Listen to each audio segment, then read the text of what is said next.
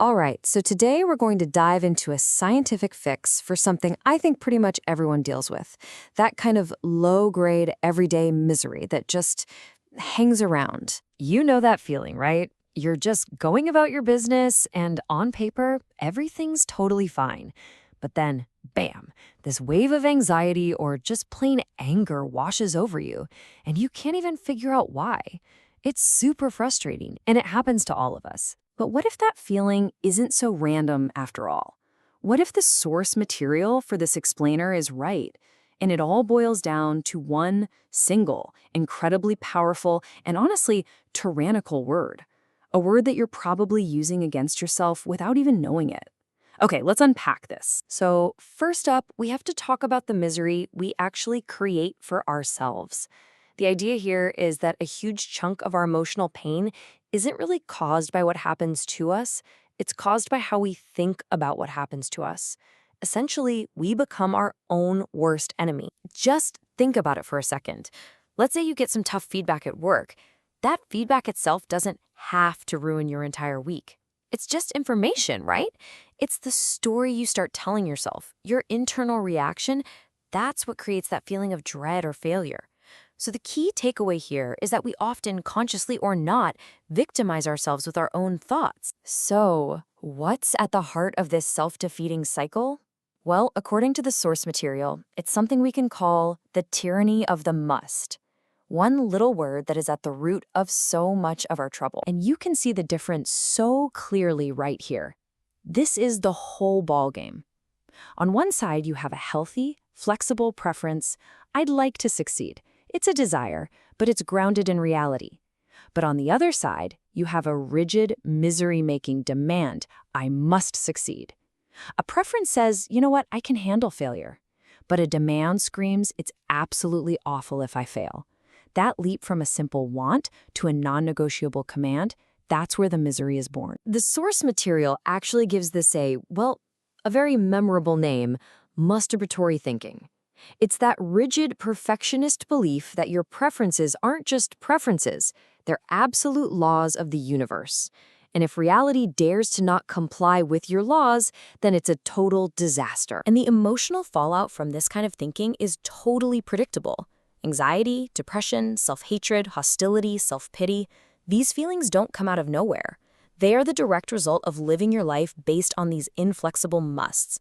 When you demand that the world bend to your will, you're just setting yourself up for this kind of pain. Now, to make this really concrete, let's look at a case study from the source material. This is Stevie's story, and it's a perfect example of how we can impose misery on ourselves. So meet Stevie. On the outside, this guy had it all. He's only 23, he's already a lawyer, comes from a wealthy family, good looking.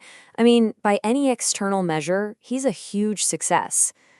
But on the inside, he was an absolute wreck who completely hated himself. So what was going on? What was the problem?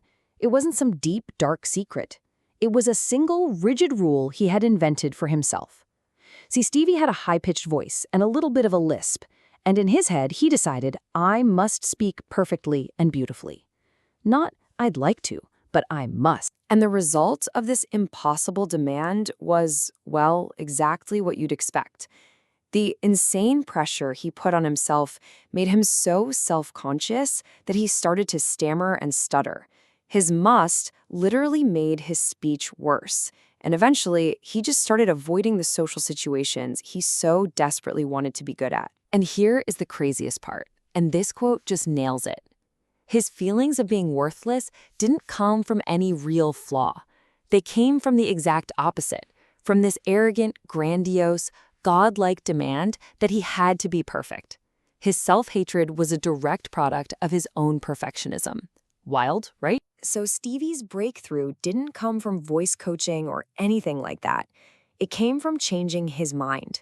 As soon as he recognized this irrational demand for what it was and started to challenge it, as soon as he accepted that he didn't have to speak beautifully, all that pressure just evaporated. And you know what? He actually became a much better, more relaxed speaker. So, how can we all pull a Stevie? How do we find that same relief? The answer is to adopt a new way of thinking. You've got to learn to think like a scientist. This is the flexible, logical path out of the woods. And the process is actually pretty simple. First, you take your rigid belief and you state it like a hypothesis. For example, I must not be rejected. Okay, step 2, you run an experiment. You test that idea against reality. You ask yourself, okay, what really happens if I get rejected? Do I actually collapse? Can I survive it?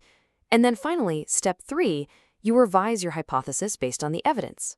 You'll almost certainly end up with something way more rational, like, I prefer not to be rejected, but I can totally handle it. And look, the point here isn't to become some kind of robot or to find the one absolute truth of the universe. The real magic of the scientific method is in its flexibility.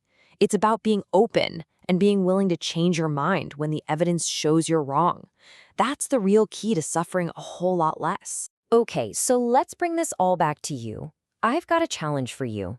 It's time to put on your detective hat and find your own musts. I want you to really ask yourself, honestly, what are the rigid, non-negotiable rules you've set up for your own life? Where are your demands lurking in the shadows? You'll find them in those moments when you feel the most miserable.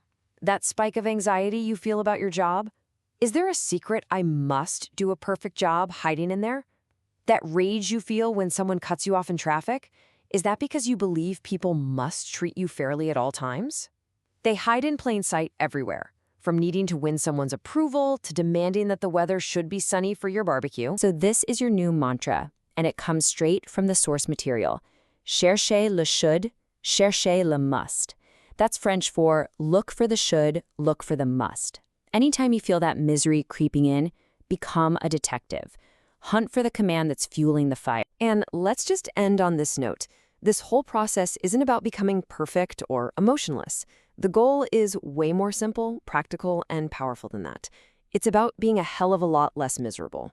And by turning those tyrannical musts back into flexible preferences, you're giving yourself a real scientific method for getting there. So, what's one must you're going to start challenging today?